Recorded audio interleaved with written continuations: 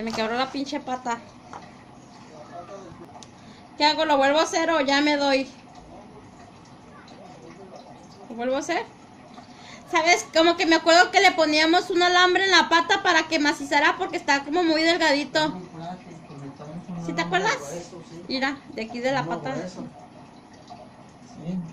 Y una vez les comenta, si les tocó un molde donde las cosas están delgadas, y a mí se me olvidó.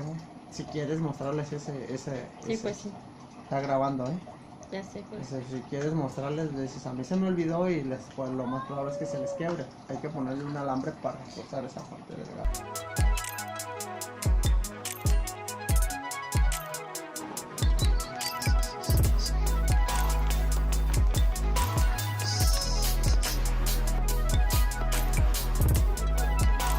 ¿Qué?